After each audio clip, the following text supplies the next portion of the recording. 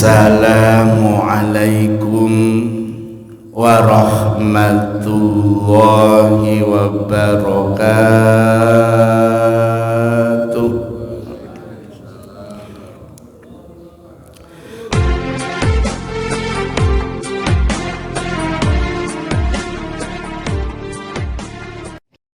Bismillahirrahmanirrahim. Alhamdulillah, alhamdulillah, alhamdulillahilladzi ahyana ba'dama amatana wa ilaihin nusyur. Qala an-nabi man ahabbani kana ma'i dakhalal jannah. Al-hadis atau kama qala. Bapak Ibu jamaah subuh rahimakumullah, Nabi pernah bersabda, man ahabbani, barang siapa yang cinta kepadaku, kana ma'i dakhalal jannah, nanti akan masuk surga ma'i bersama aku. Siapa yang cinta kepadaku, maka nanti masuk surga bersamaku. Dan semua orang pasti menginginkan masuk surga bersama Nabi. Apa bukti cinta kita kepada Nabi? Yang pertama adalah sering menyebut namanya. Sudah kita bahas 2 hari yang lalu. Kalau kita cinta kepada Nabi berarti memperbanyak membaca sholawat. Yang kedua, bukti cinta kita kepada Nabi adalah menjaga warisannya. Lah warisannya Nabi itu ada 3. Yang lalu sudah kita bahas warisan yang pertama, yaitu Al-Quran. Kalau kita baca tidak punya wudhu, 1 hurufnya dapat pahala 10. Kalau kita baca punya wudhu, 1 hurufnya dapat pahala 50. Kalau kita baca dalam sholat, 1 hurufnya dapat pahala 100. Itu dari segi pahala bacaan. Kemudian kita ngerti terjemahnya, ngerti tafsirnya, ngerti takwilnya, baru kita berusaha untuk mengamalkan. Pagi ini kita bahas warisan Nabi yang kedua yang harus kita jaga. Apa warisan Nabi yang kedua? Seperti sabda Rasul, taraktu fikum amroini lan tadillu abadan kitaballah wa sunnata rasuli.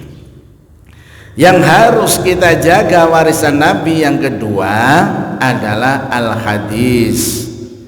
Apa hadis itu? Adalah ucapan Nabi, perbuatan Nabi, ketetapan Nabi, dan cita-cita Nabi. Ini hadis. Hadis ucapan Nabi disebut hadis qauliyah. Contoh, Iqra'ul Qur'an fa innahu ya'ti yaumal qiyamah syafi'an li ashabi. Bacalah Al-Quran karena Al-Quran akan dapat menolong nanti di hari kiamat. Itu namanya hadis qauliyah. Innamal a'malu binniyat. Sesungguhnya perbuatan itu tergantung niatnya. Itu namanya hadis qauliyah, ucapan Nabi. Yang kedua namanya hadis fi'liyah, perbuatan Nabi. Contoh, Nabi bersabda, "Shollu kama ra'aitumuni usolli." Salatlah kalian seperti aku salat. Ini namanya hadis fi'liyah, mencontoh perbuatan Nabi. Kalau sudah mencontoh perbuatan Nabi tidak boleh dikurangi, persis. Contoh, sholat mulai takbir sampai salam persis seperti Nabi, bahasanya, gerakannya sama. Gak ada sholat kemudian membuat versi sendiri, Allahu Akbar terus orang Indonesia Allah Maha Besar, nggak sah. Harus bahasa Arab persis seperti Nabi. Kalau Nabi Allahu Akbar, orang Indonesia Allahu Akbar, orang India Allahu Akbar, orang Cina Allahu Akbar. Gak boleh menggunakan bahasa, hanya intonasinya yang beda.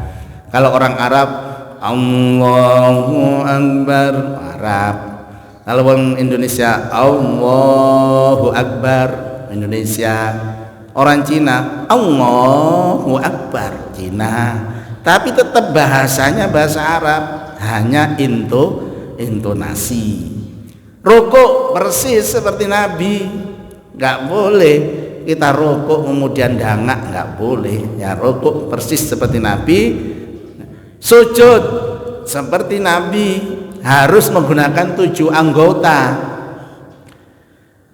anggota wajah. Nah ini sujud, Nabi mempraktekkan sujud itu keningnya harus nempel, nggak boleh sujud ditutup gini. Cik ganteng rek sholat ngene tutup, gak sah iki sholatnya ini, karena keningnya tidak nempel di lantai, makanya harus dibuka, maksufatan kata Nabi, maksufatan, buka. Nah ini persis Nabi, tangan nempel, dengkul nempel, kakinya mancat, dan itu direkam oleh sahabat, direkam oleh tabiin direkam oleh ulama, dan ulama kita contoh persis seperti Nabi. Itu namanya hadis fi'liyah. Hajilah seperti aku haji kata Nabi. Maka haji harus pergi ke Mekah Madinah, nggak boleh haji pergi ke Gunung Lawu. Oh nang Gunung Lawu rone haji podo mendure, nggak bisa, persis seperti Nabi. Yang ketiga, hadis yang kita jaga adalah hadis takririyah, ketetapan Nabi. Contoh, Abu Bakar kalau sholat witir itu setelah Ba'diyah Isya. Abu Bakar setelah sholat witir beliau sholat Ba'diyah, setelah Ba'diyah Isya langsung sholat witir. Itu Abu Bakar, khawatir nanti kebablasan tidur. Sahabat Umar kalau witir itu di akhir sholat malam, datang kepada Nabi, maka Nabi kemudian diam dan dia menyetujui, gak apa-apa kamu Abu Bakar sahabatku yang hati-hati menjaga sunnahku, khawatir gak sholat witir kamu dahulukan, seperti kita sholat taraweh witir langsung witir. Umar, kamu sahabatku yang betul-betul mempunyai keinginan dan kekuatan yang maksimal sehingga kamu yakin bisa bangun malam. Ini disetujui Nabi, maka itu namanya hadis takririyah. Ada lagi sahabat setiap sholat itu ditambah suratnya, ditambah kulhu, padahal Nabi nggak pernah ngajarkan. Pokoknya baca surat apa terakhirnya, qul huwallahu ahad Allahus samad lam yalid walam. Berikutnya rakaat kedua mari baca inna a'tainakal kautsar fasholli li rabbika wanhar inna syani'aka huwal abtar. Bismillahirrahmanirrahim. Qul huwallahu ahad Allahus samad lam yalid walam yulad walam yakul lahu kufuwan ahad. Sahabat ini saking senengnya baca kulhu, setiap ayat yang dibaca dalam sholat ditambah kulhu. Suatu hari datang kepada Rasulullah temannya, kemudian membicarakan, ya Rasul, pemimpin kita, imam kita di daerah yang lain ini tiap sholat kok ditambah surat Al-Ikhlas, padahal kamu tidak pernah mengajarkan itu. Nah Nabi kemudian diam. Setelah diam Nabi ngomong, nggak apa-apa. Ditanya mengapa sahabat kamu kok nambahi surat Al-Ikhlas? Sahabat menjawab, saya paling senang dengan surat ini ya Rasul, karena surat inilah yang memberikan tahu bahwa kita harus bertauhid, hanya menyembah kepada Allah, hanya bergantung kepada Allah. Maka kata Nabi, ya gak apa-apa. Ini namanya hadis takririyah. Kemudian yang keempat, hadis hammiyah. Hadis hammiyah, cita-cita Nabi. Contoh, setiap Muharram Nabi itu puasa tanggal 10. Setiap Muharram tanggal 10, wong Jawa ngarani suro. Orang Yahudi juga puasa tanggal 10. Orang Nasrani juga puasa tanggal 10. Sehingga tiga agama ini sama.